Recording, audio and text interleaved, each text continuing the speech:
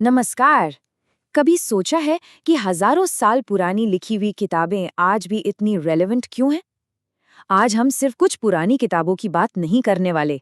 नहीं, हम तो प्राचीन भारतीय साहित्य के उस विशाल महासागर में उतरने वाले हैं जो विचारों, विज्ञान और कला से भरा पड़ा है। तो चलिए इस जबरदस्त सफर की शुरुआत करते हैं। जब भी कोई प्राचीन साहित्य मतलब एंशिएंट लिटरेचर की बात करता है तो सबसे पहले दिमाग में क्या आता है? धर्म ग्रंथ, है ना? ये एक बहुत ही कॉमन सोच है, पर आज हम देखेंगे कि असलियत इससे कितनी कितनी अलग है। तो इसका जवाब है बिल्कुल भी नहीं। ऐसा सोचना तो इस साहित्य की विशालता को अंडर एस्टिमेट करने जैसा होगा। सच तो ये है कि ये अपने आप में एक पूरा यूनिवर्स है जिसमें लाइफ का हर एक एस्पेक्ट, हर पहलू मौजूद है।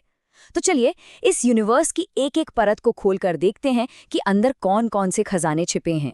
तो शुरुआत करते हैं उस फाउंडेशन से जिस पर ये पूरी लिटरेरी ट्रेडिशन खड़ी है। हाँ, मतलब आध्यात्मिक ग्रंथ।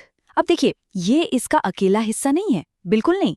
पर यह समझना बहुत जरूरी है कि विचारों की वो गहरी नदी यहीं से बहनी शुरू हुई थी और वो आज तक बह रही है।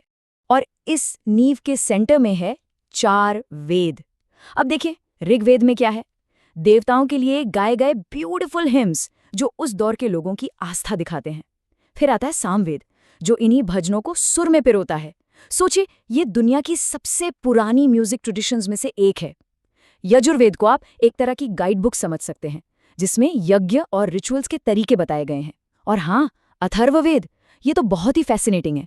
इसमें मंत्र तो हैं ही, पर साथ ही उस समय की डेली लाइफ, मेडिसिन और सोसाइटी की भी एकदम साफ तस्वीर दिखती है। लेकिन रुकिए, वैदिक साहित्य सिर्फ इन 4 वेदों पर खत्म नहीं होता। इसे ना एक पेड़ की तरह सोचकर देखिए। वेद हो गई उसकी जड़ें, फिर आते हैं ब्राह्मण ग्रंथ जो है पेड़ का तना। ये रिचुअल्स और उनकी कहानियों को एक्सप्लेन करते हैं।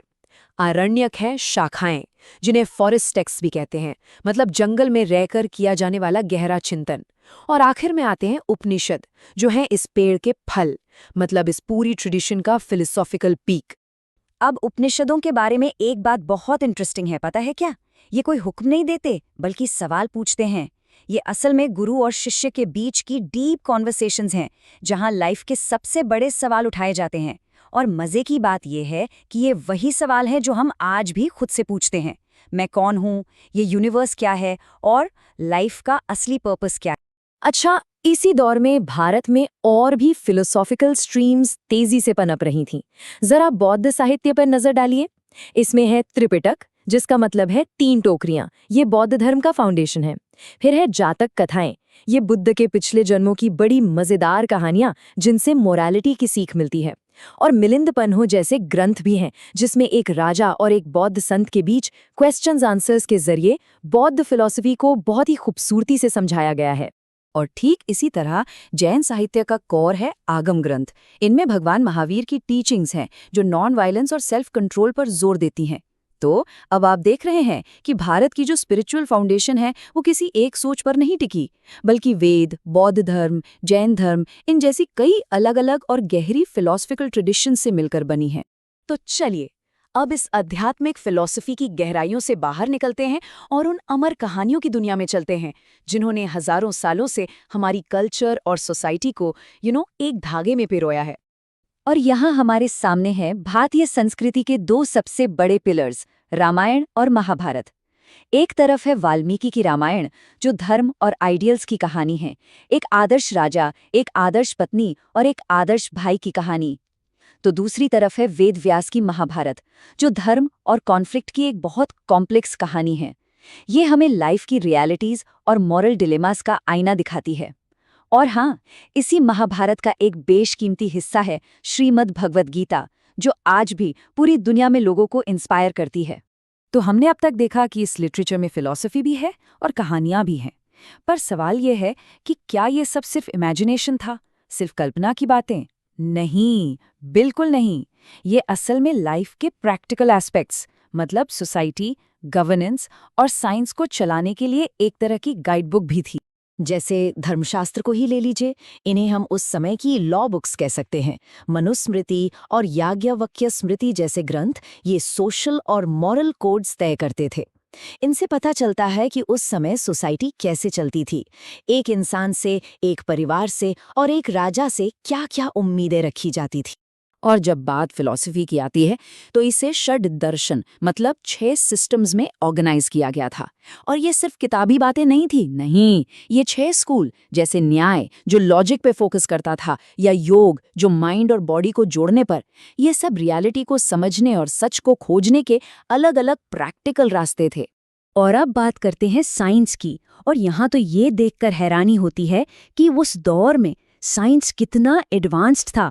मेडिसिन में ही 2 महान ग्रंथ हैं, एक चरक संहिता जो आज की इंटरनल मेडिसिन की तरह है, मतलब बीमारियां और उनका इलाज, और दूसरा सुश्रुत संहिता जो सर्जरी पर एक माइंड ब्लोइंग डिटेल्ड टेक्स्ट है। क्या आप अंदाजा लगा सकते हैं, इसमें प्लास्टिक सर्जरी जैसे कॉम्प्लेक्स प्रोसीजर्स का भी जिक्र मिलता है। और साइंस की बात चल ही रही है तो मैथ्स और एस्ट्रोनॉमी को कैसे भूल सकते हैं। आर्यभट्ट ने अपने ग्रंथ आर्यभट्टीय में अलजेब्रा और ट्रिग्नोमेट्री के प्रिंसिपल्स दिए, और ये भी बताया कि धरती अपने एक्सिस पर घूमती है। और फिर ब्रह्मगुप्त, जिन्होंने दुनिया को जीरो और नेगेटिव नंबर्स का कॉन्सेप्ट दिया। सोचिए, एक ऐसी खोज जिसने मैथ्स की दुनिया को हमेशा हमेशा के लिए बदल दिया। और फिर आता है गवर्नेंस पर लिखा गया दुनिया का शायद सबसे पुराना और डिटेल्ड ग्रंथ, चाणक्य का अर्थशास्त्र। इसे आप एंशिएंट इंडिया का द प्रिंस और द आर्ट ऑफ वॉर का कॉम्बिनेशन समझ सकते हैं। ये सिर्फ पॉलिटिक्स के बारे में नहीं है, ये इकोनॉमिक्स, फॉरेन पॉलिसी और मिलिट्री स्ट्रैटेजी पर एक कंप्लीट प्रैक्टिकल गाइड है। तो इससे एक बात तो बिल्कुल साफ हो जाती है कि एंशिएंट इंडिया में ज्ञान सिर्फ स्पिरिचुअल नहीं था, बल्कि हाईली प्रैक्टिकल और साइंटिफिक भी था। चलिए, अब अपने इस सफर की उस पड़ाव पर चलते हैं जहां ज्ञान और फिलॉसफी आर्ट के साथ मिलकर एक हो जाते हैं। हम बात कर रहे हैं क्लासिकल संस्कृत लिटरेचर के गोल्डन एज की। ये वो दौर था जब क्रिएटिविटी अपने चरम पर थी। इस दौर की फीलिंग को समझने के लिए महाकवि कालिदास के नाटक अभिज्ञान शाकुंतलम की इस एक लाइन से बेहतर भला और क्या होगा, क्योंकि पूरी दुनिया में जिसे आप प्यार करते हैं उसे पाने और जिसे आपने पाया है उससे प्यार करने से बड़ा कोई आनंद नहीं है। ये लाइन इस दौर की लिटरेचर की इमोशनल डेप्थ और ह्यूमन रिलेशनशिप्स की गहरी समझ को दिखाती है। इस दौर की कुछ मास्टरपीसेस पर एक नज़र डालते हैं। एक तरफ महाकवि कालिदास की रचनाएं हैं, जैसे अभिज्ञान शाकुंतलम जैसा नाटक और मेघदूतम जैसी कमाल की पोएट्री। फिर विशाखदत्त का पॉलिटिकल ड्रामा मुद्रा राक्षस है, जो चाणक्य की इंटेलिजेंस को दिखाता है। और बाणभट्ट की कादम्बरी और हर्षचरित जैसे प्रोज हैं, जिनकी भाषा की खूबसूरती आज भी लिटरेचर लवर्स को हैरान कर देती। तो हमने वेदों की फिलॉसफी से लेकर कालिदास की पोइट्री तक एक बहुत लंबा और शानदार सफ़र तय किया है। अब वक्त है इस पूरी लेगेसी का जो निचोड़ है, जो एसेंस है, उसे एक साथ देखने का। तो हमारे इस पूरे सफ़र का निचोड़ क्या है? हमने देखा कि प्राचीन भारतीय साहित्य किसी एक चीज़ के बारे में नहीं है। नहीं, ये तो वैदिक फिलॉसफी की गहराई, महाकाव्यों की इमोशनल पावर, साइंस की प्रिसिजन, पॉलिटिक्स की स्ट्रैटेजी और क्लासिकल आर्ट की ब्यूटी, इन सब का एक कमाल का संगम है। ये ज्ञान की कोई एक धारा नहीं, बल्कि कई ताकतवर नदियों से मिलकर बना एक महासागर है। और मैं इस चर्चा को यहीं एक सवाल के साथ छोड़ना चाहूँगा। सोचकर देखिए, जब हम इन हजारों साल पुरानी रचनाओं को आज की आंखों से देखते हैं, तो हमारी इस मॉडर्न कॉम्प्लेक्स दुनिया के चैलेंजेस के लिए इनमें कौन से टाइमलेस मैसेजेस छिपे हो सकते हैं?